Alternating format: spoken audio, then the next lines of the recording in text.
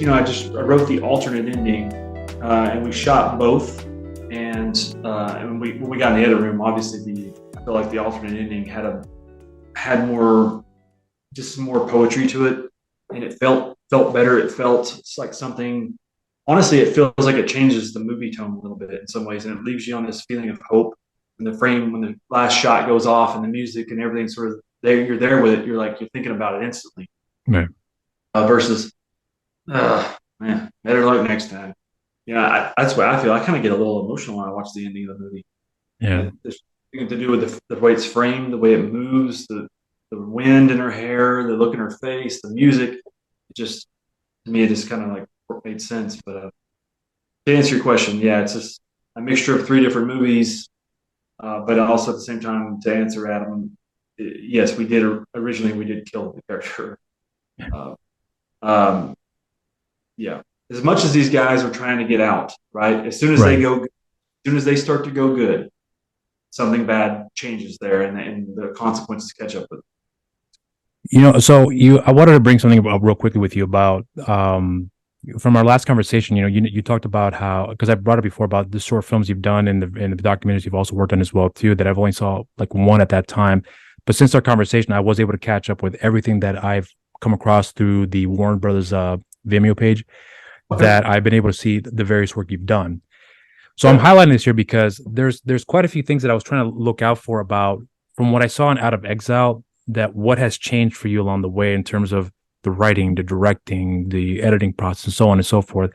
And a lot of these projects you worked on were 48-hour projects that, for how they turned out in that short span of time you worked on those productions, they turned out quite well. But here's two things I wanted to bring to your attention because I'm actually curious about one of these films. Because the first thing I thought of right away when I saw, in this case, the short film Healed, Okay. was Michael Bay. I thought of Oh, Michael Bay right away.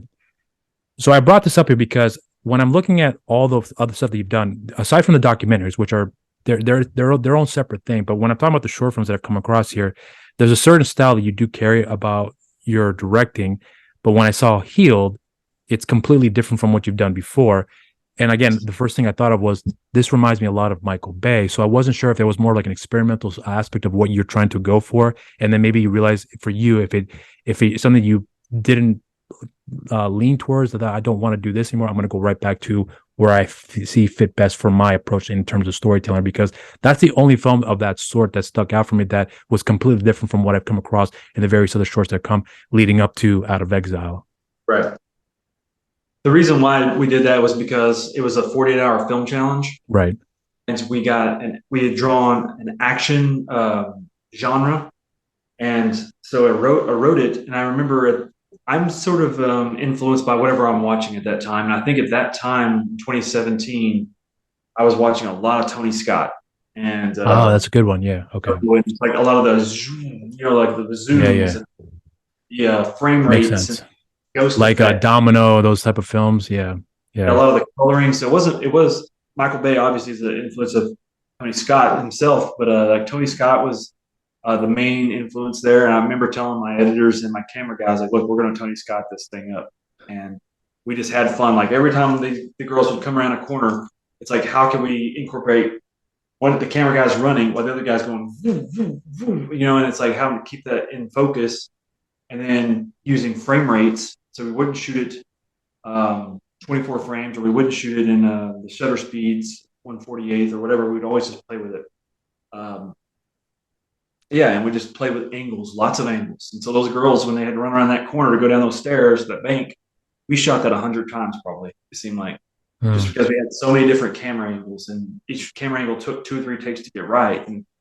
And of course, we only had 48 hours to shoot things, so it was just like I worked really fast. And but it kind of, I thought it was fun, and I just like to be experimental sometimes, Yeah. and just try new things, and because it like it, it's such a saturated market, short films or feature films. It's like, how can you find a way to be a little bit different and stand out? Yeah, I think I say it's a signature. So every time you do a film, what is a signature you're trying to leave behind for the film signature? So it's yeah, in that case, it was the Tony Scott. So Okay, so that's I'm surprised I never thought of, because now that you pointed out, I do see that now. But so look, I'm looking at like the various other films. I mentioned before, I think I saw Prey, which is actually a film that I was surprised how very little dialogue there is, and yet I was still quite impressed with what you were able to shoot. But the thing about that particular movie, along with Prone to Violence, 'cause I'm gonna go back to Prone to Violence real quick, because Prone to Violence, for anyone who doesn't know, is essentially more or less the basis for Out of Exile here for you. And then Right. you were able to expand on the story and make it to the feature length that it is. And then at one point, for your through social media that you've posted online, where you were making the next film you're hoping to make is going to be more or less a period piece film. And then when I saw Prey, I'm not saying that I thought this is the basis for that film, but I'm wondering if more or less that film was kind of the inspiration to take on a more or less a period film from what you've experienced making that movie. Because clearly, to me, it seemed like you had more time to make that short film, because obviously Prone to Violence was a 48-hour project. But with that particular movie, though, I would honestly say that that's probably your best of the short film that I've come across here that you have directed at this point. So I'm wondering about that particular experience from coming from Prone to Violence, and then going into, or I think you might have done Prey first or Prone to Violence. I can't remember the exact year, but whichever one you did first, coming off of Prey, did you, because I think that's your best you've done as far as your short films concerned, but when you did that movie, was it at any point, did you realize that, okay, now I know for sure that I have gotten better, so I know for a fact that the next feature film that I'm going to work on, this pretty much gives me the confidence knowing that I can pull off whatever I envision here? Absolutely. Okay. And yeah, Prone to Violence is a loosely based. Out of Exile is loosely based off Prone to Violence. Right. Unbound is a film that we're working on right now. It's loosely based off Prey. It's none of the same characters, way more characters, way more Right. different plot lines and stuff, but sort of similar world timelines and stuff like that. It just becomes like a basic proof of concept. And the thing is, with all those short films, sadly, none of them had a budget on them. You know, there literally it's water bottles and bagels. That's the budget. You know, so every one of those films, whether it be Prey, Healed, Los Americanos, Prone to Violence, any of Yeah. my feature docs, all of it. There was no budget. It was just this is what we're gonna do. Get the team that can pull it off, that believes in me and the project, and then we just went and did it for like a couple of days, and then that was it. You know, so it's outside of Out of Exile or the feature documentaries, nothing that I've got in that sort of my catalog is more than 2 days of filming. I think, with the exception of the Foreverlands, I think it was 4 days. And that was It all mostly a night shoot too. was all a night shoot, yeah. Yeah. And so, actually, no, it wasn't a night shoot. It was we had one night, maybe 2 nights of night shoots, and then the car scenes were all during the daytime. We actually Okay. shot it in the garage, and we shut the doors on the garage, and so it was like a Saturday, Sunday day, and then we came back on a Friday, Saturday, like the next weekend to finish it. And yeah, but we shot it all in the garage. It was completely black walls. We just hung these big black sort of blankets. Right. We just had these like light reflectors that we just push, and then we'd have, literally, it'd be me as the director. I'd be right on the other side of the camera with my foot on the trunk or something, just giving it like some movement, and then yeah, and the camera just moved around it. Yeah, but I mean that was literally just in a parking garage. Um, and just to yeah, it's just being creative. You know, how do we create night? How do we create movement in a car? I remember people saying you can't do that. I'm like, well, I think you can. You just got to be, you just got to think through the problems, and, be ambitious, I guess. And I've always, if you see anything I've done, even like Los Americanos, Yeah, I saw that. like I mean, I'm sort of bored by the idea of coverage, and I'm sort of bored by the idea of having people in rooms just talking. It's like, let's try to think about the concept and how can we like go outside the box a little bit. Um, because I get kind of bored if it's not something that kind of tests us in some ways. That's why like we're doing the Unbalanced set in the 1700s, and I don't know if did Adam show you the wardrobe for that yet? Like nobody's seen it. I No, have a no, picture. he's not. He's not. I've not seen anything outside of what you have posted on social media with the storyboards and some of the behind the scenes preparations for that. That's the extent of what I've been able to see here. But outside of that, no. Yeah, we have a wardrobe test. It's just Adam. It looks so cool in it. And we haven't released it to the public yet, and producers don't want to release it. And they want to hold on to it for a while. Right. But it's so good. He loves it, and he's like, I want to share it. I want to share it so bad. And they're just like, no, don't do it. But he looks so cool in it. Yeah, I can't wait. But yeah, it's just ambitious, I think, and I like to have problems to think through. I like the department heads to actually want to come to work and think about how they're going to put makeup on the person that day, or it's not just going to be put on base and then go to set. It's like every day is a challenge in some ways. If that makes sense. It does. And so, here's what I wanted to talk about too with you. And so I'm going to go back to Healed real quick. And the reason I'm bringing this up here is because with Out of Exile, I love the dialogues in the movie. And I do see your point now, because there's certain things I'm trying to pick up along the way about your approach when it comes to dialogues. And it seems like in this case, if I can recall correctly, that the dialogues have some sort of a set of events that occur almost immediately afterwards. So there's a conversation, then boom, there's an argument that breaks out, and then tensions build up, and then you have a minute or two of calmness, if you will, with the dialogue, and then boom, it kind of picks up again. So I'm going back to Healed here, because when I saw that movie, there was one line in the film which I actually wrote down here, because I'm wondering because it didn't seem like your style of dialogue based on what I've seen so far in the various other short films and also in Out of Exile. So I'm curious about, where your mind goes when it comes to creating the dialogue here, because in this particular case here, in Healed, you had the two detectives that were looking for the women, and the one detective says, yeah, I think you know what I'm heading into here. These women that are robbing banks, like, women? He's like, well, women can't rob banks. And then the one guy says, women fake orgasms to have relationships, men fake relationships to have orgasms. I cracked up when I heard that. Yeah. But I'm bringing this up here because it's not in line with what I've been accustomed to, what I've seen so far with your work. Sure. So I'm bringing this up here because clearly there's a part of me that wonders about your sense of comedy when it comes to how you infuse it with your narrative. And that's really the only time in this film where there's more comedy in any of the other work you've ever done. So that, to me, when you said it's experimental, I could see that. But the reason I'm bringing this up here is because you're consistent with the various things you do when it comes to your dialogue, the directing, the stories you're trying to go for here. And this was more or less out of the norm, if you will. So when it came to this particular project, was it one of the more harder ones to do in terms of like with what you're normally accustomed to wanting to get yourself acquainted with here? Or was it just as easy for you to transition from one to the next and then find the comfort to be able to tell us an effective story with, in this case, a funny dialogue like this one here? Because when I heard that, I was like, if he can do something like that in a feature-length film, I think he can do wonders with that. Because with what I got out of Exile and what I've kind of got out of this short film, with this short film too, I believe you're more than capable of pulling off something that we've been accustomed to at this point that will be surprising to many people, realize that you're much better than we anticipated, if that makes any sense. No, thank you. I'm glad that you picked up on that. It's actually interesting that you actually picked up on it, because I mean, I guess I let Ryan kind of do it a little bit in Out of Exile, where he's just like, you must be the FBI or whatever. He's like, no, we're just looking for a place to eat some lunch. Yeah. And then when what's his face Loose Reigns follows it up with like, so this is what the FBI is nowadays, huh? Yeah. Blah blah blah blah blah, whatever he says there, I can't remember. But there's a lot of screenplays I've written. There's a movie called Dark Horse, a movie called Lessons in American Sunset, where I deal with like an aging lawman, sort of like a Hell or High Water type thing, right, where the aging lawman with his own sort of moral dilemma, and they show up, they arrive on a scene, they're trying to solve this sort of crime, and they all sort of have sort of what Joe Don has in Healed.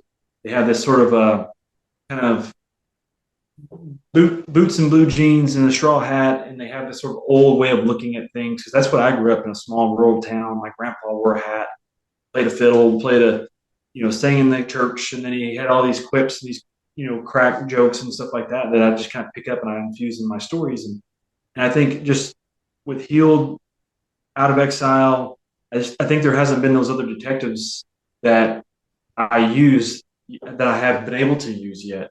But it's not that it's not written, because I've written 20-something movies and just haven't got a chance to make them yet. And right.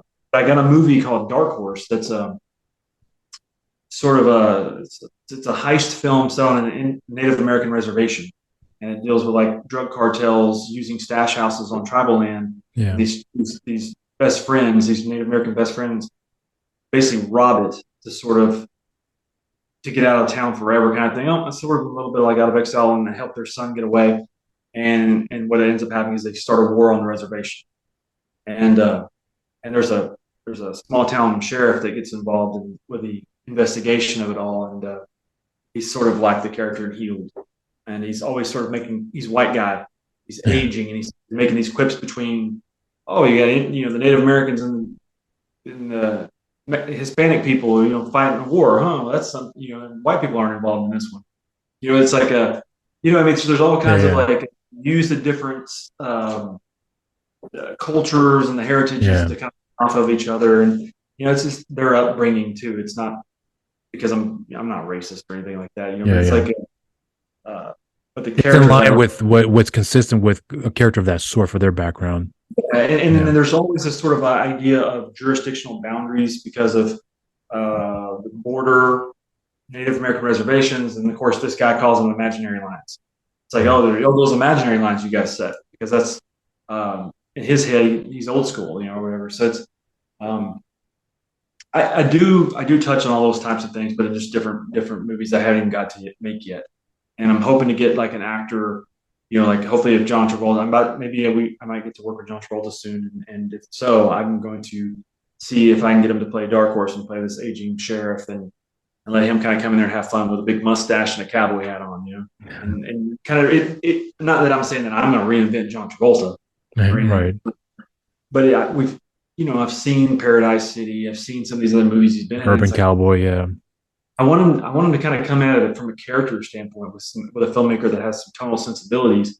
That's not just looking at putting out a movie that goes straight to VOD in a Right. saturated market. It's Right. like there's Right. thought process. But anyway. Well, so and here's one thing I wanted to give you props here for because you know, I was I'm gonna try to be very careful how I can say this here because if I start out, I will go on a elongated tangent here. But when I saw Out of Exile, and then I looked into the short films you've done. I did check out, I said before, Prone to Violence, Prey. I checked out Foreverlands, The Reunion, which you have a part in the film as well too. Which I saw your photo right away from when you served the time in the Navy. I was like, oh, he's in the movie. So then I saw that in Los Americanos as well too. Apart from Healed, The Reunion, I thought it was also that to me seemed like your most artistic of all the films you've done, if that makes any sense. Alma Vera. Have you seen that yet? Which one? Alma Vera. Oh, I'm sorry. Yeah, I did see that. I don't think I finished watching because I think it was in the middle of something. But yeah, that was like it was kind of like I thought it was a music video at first, and then it seemed like more of like and I can't remember. It was like a dream sequence that occurred and various other yeah, it's real weird, but it becomes like a dance piece from this. Yeah. I did see that, and I think that was the one that was in Spanish as well too. There were okay, so I do remember that now. Yeah, but I don't think I finished watching it though because I think I was in the middle of something. But I think I saw a good half of it. But yes, you're right. I do remember that now. So, but here's what I was trying to imply here because when I had seen the various work you've done, it's clearly obvious that there's various things you're working on to expand on your arsenal, if you will.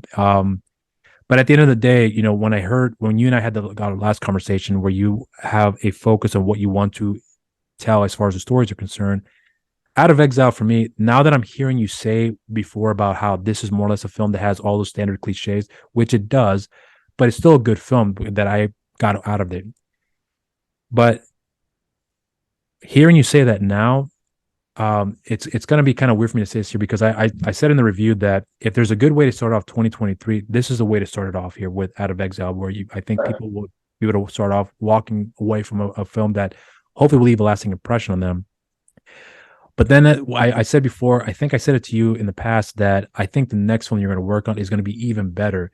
But when you said before that, that this is just kind of like the film that would appeal to the audiences, but at the same time appeal to you as an artist as well. And then the next film is going to be more or less about how you really want to take on storytelling in the way that you see best fit for yourself, and then hope people will catch on to it.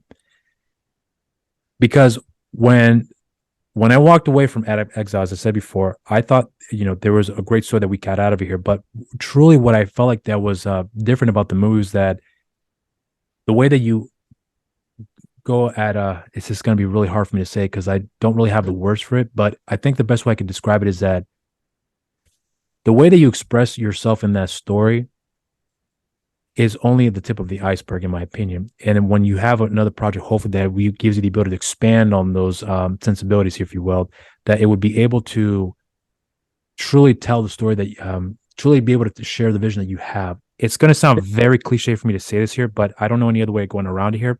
But I think Out of Exile can give a glimpse of what you truly can do, and what you can also do to appeal to the mass audience in an effective manner. But here's one thing I also wanted to say too, as well, because I keep saying I brought it before about you expanding on telling your arsenal, be able to tell a story, hopefully with more money and more resources. Because, and I hope you don't mind me bringing this up here, but when I saw the film, and I think I told you before too, that I think the only thing that I felt the film was lacking is they needed more time to tell the story. Like, Yeah. Heat's a near 3 hour movie. That's a Right. perfect runtime for that film. I felt Yeah. like that's what this movie needed too, Yeah. because there was a lot of great subplots, but not enough time to expand on it. So with the condensed story that we have to follow here, I thought still worked effectively. But at the end of the day, what I felt was missing was more room to expand on the story. Absolutely. So I hope that when you work on the film that you're working on right now, you have the ability to expand on those other areas that you weren't able to expand on in Out of Exile that you could do in this movie in an effective manner here. But what I'm just trying to get your perspective on now is that because of your experience with Out of Exile and you're working on your next project here, do you feel more? Do you have more confidence in yourself now with the experience you've gone through here, and then the next set of projects you're working right now, where you feel like you are able to truly express more of yourself as a director and a writer that maybe Out of Exile didn't really give you the opportunity to do that to its full potential here, if that makes any sense. Yeah. I mean, yeah. I understand what you're asking. I think I would like to say yes. Um, at the same time, when you start to level up as far as Yeah. money becomes more restrictions. It becomes less about what the vision is, and more can you just pull it off in a safe way where it's a safe bet for everybody. If that makes sense. Yeah. Um, it's less conversations about what the camera, if I choose a lens and this is the way I choose the cinematic language of this film, and with regard to character motivations, like how the mirroring of like a lens and the way you use it mirrors sort of what the character is going through. Like if he's feeling claustrophobic, you use a long lens, to give an example. Yeah. There's less conversations about those things that should be. I feel like those should be the conversations we're having when you get on a big movie. Um, However, it's the exact opposite. I feel like it's more about, does the numbers make sense? Does the time make sense? Does the schedule make sense? And you fight for 18 months to put something together, and you're just literally toiling away at it every day, pulling back layers and trying to get there, and everything's sort of syncing up to the point where you're on set. You're actually there to make a movie, and then everybody goes like this. God forbid, take 5 minutes to like talk to an actor. It's like, if you're not going to give me the rehearsal time. I feel like if there's any success with Out of Exiles, because I feel like we took what could be an indie film with little money and we leveled it up because the actors agreed to do the extreme rehearsal process that I put them through. And that was the weapons training. It was Right. the in communication training when they weren't able to see each other. So we had to be able to communicate without seeing each other, um, and just talking about their characters. And so, like Adam and Kyle Henry and Wilson Navis, by the time those guys got to the set, they were ready to rock and roll, and there was nothing like in their way of like they knew what they were going to do. And the bigger actors, like the Hollywood actors, and nothing against those guys, but it's like you bring up the idea of rehearsing, and then that's just more money. That's more time, and then now we have to create more money, and then we have to create more time. And I'm not saying it was like that for everybody because we didn't even we didn't even give that as an as an option to some people just because we knew we didn't have the time and stuff. Um, but I also know the realities of that, and I'm sure you do too, and I'm sure a lot of people do. However, that's like something like The Unbound. Like it's a movie I'm doing internally through SafeHouse Films. It's something that we started training in October, even though we're not shooting the movie until November of this year. Yeah. It's like I need that time for those guys to get there, to lose the accents, to lose the social cues of today, to lose just like just to shape behavior in a different way to reflect 18th century cues or whatever it is. So it's some things just take a little bit more time than others. To answer your question, did that It does, yeah. But I mean, I don't know what your answer is going to be, so I'm just whatever you are going to come out, what are you going to say here? I'm just anticipating something that if it does answer my question, but I don't expect the answer to be generic, if that makes any sense. So I do expect a pretty profound answer, and with what you're giving me so far is a lot deeper than I anticipated. So with what you're heading into here, I think is very effective. I am definitely going to go into the next movie and try some new things. Right. But I do feel like it's kind of. I will try more with the film The Unbound. It's a movie that I'm financing internally through the company versus the one that's bringing outside financing with bigger stars. Right. Because there's a finite amount of time, and you kind of have to get it in the can. And if you're experimenting, and the thing is, it's like when you make a movie, you have to figure out what the design of it. Like me and my producer Jacob Snobble or something. What's the design of the movie? And that is also when it comes to the camera, the cinematic language. And so if we say these are the three lenses we're using, this is sort of the mode that it's telling the story through. It's either on sticks or it's in Dana Dolly, where it's just Dana Dolly is like as long as a desk and it moves 4 feet and that's it.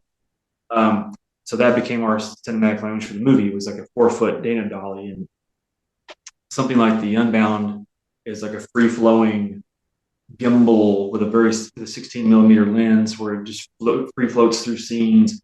Whereas I feel like maybe something with the new other film that I might be shooting here soon, it's hard to be experimental because if you start day one of filming and you're experimental, then day two has to be consistent with day one.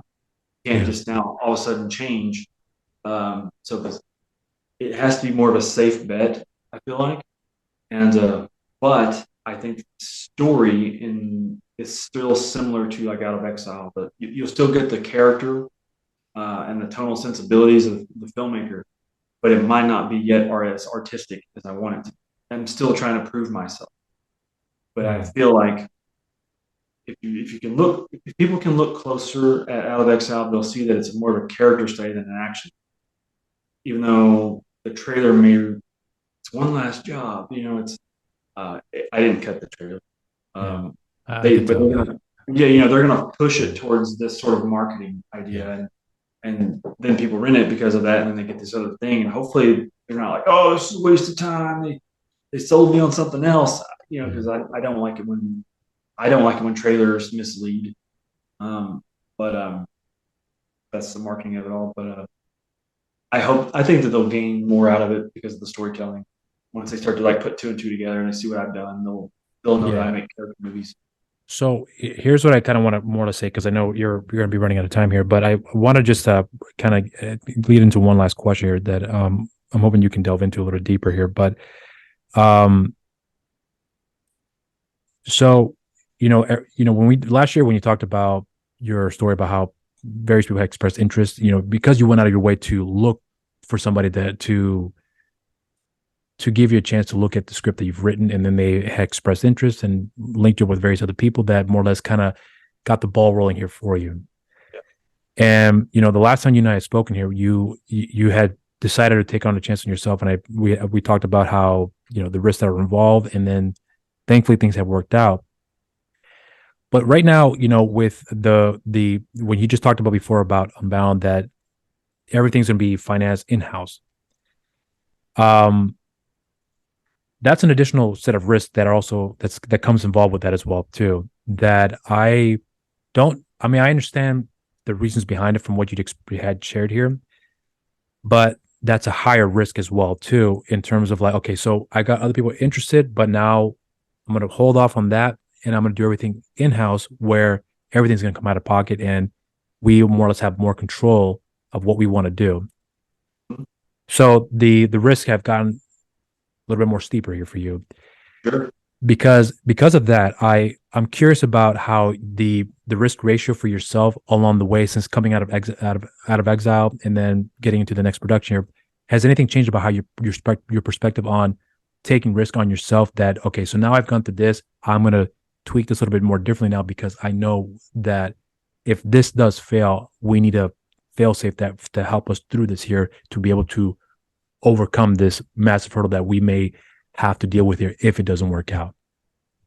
Yeah, and that's just something that the team, when we're putting together our sort of slate of projects for a year, we diversify the slate by what's being financed outside externally against what's being financed internally. So we might do 2 films that are externally financed, and then do one that's internally financed.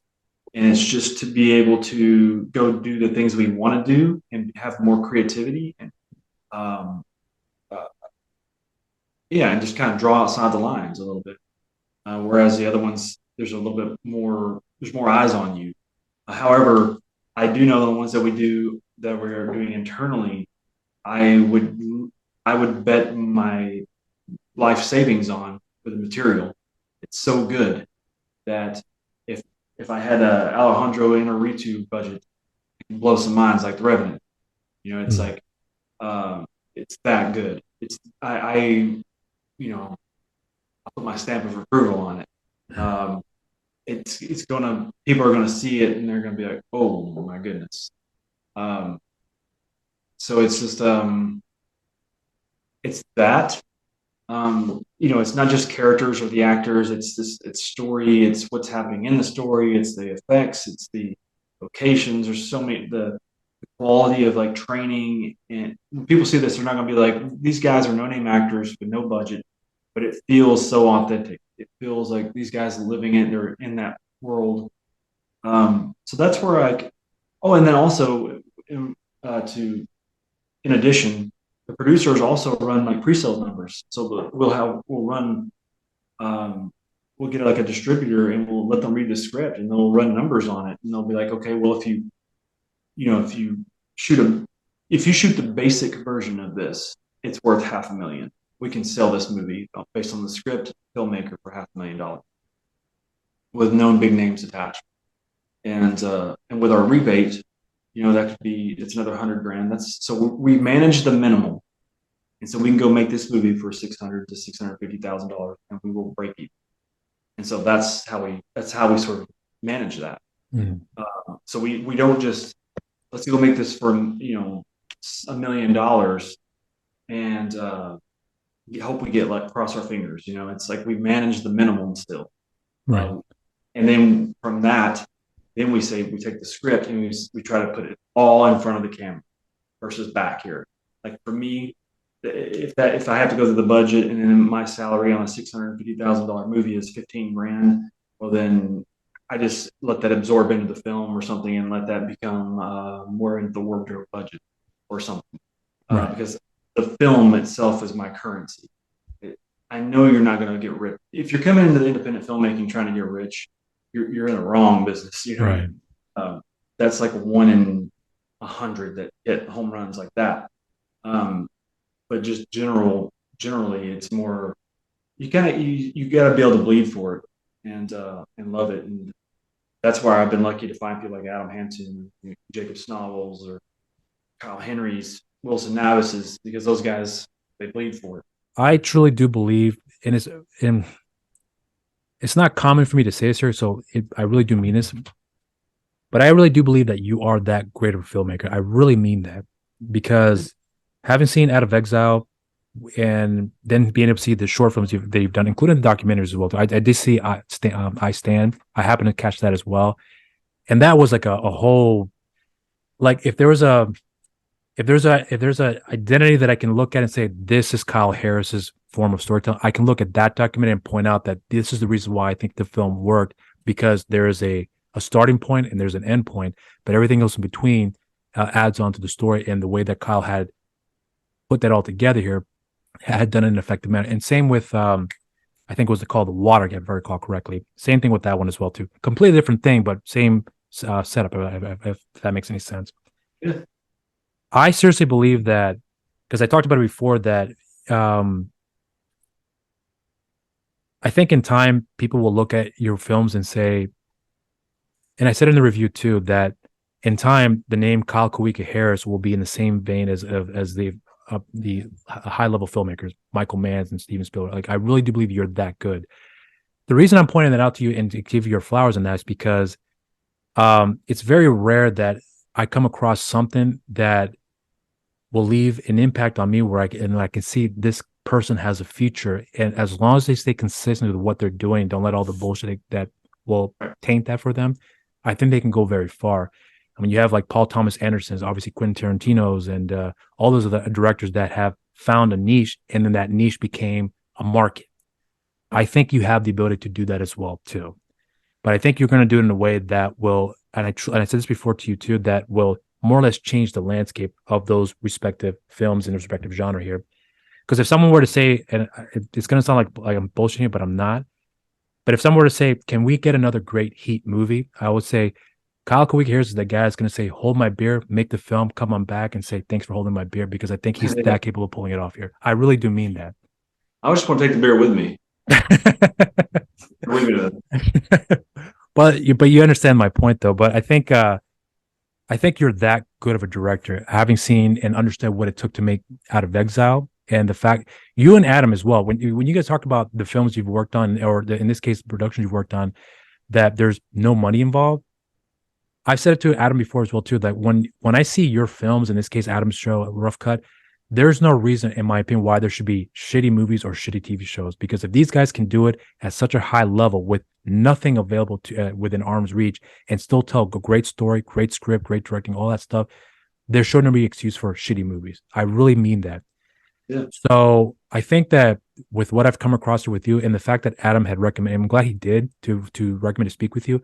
I'm so glad that I had the opportunity to speak with you on that, because my perspective of filmmaking in general has changed a great deal from watching Adam's work and then also watching your work as well too, where I'll be frank, it's gotten a lot higher with my expectations of what filmmakers should be able to pull off here, because with what you guys have had pulled off here, there's no excuse for shitty movies anymore. It's the way I look at it. So this is me giving me your flowers in that respect. But I guess in close, if you want to say anything in particular that you people can look out for in terms of anticipation for anything you have that you're able to commentate on here, that people can expect down the pipeline here, that will hopefully build some more anticipation for the work.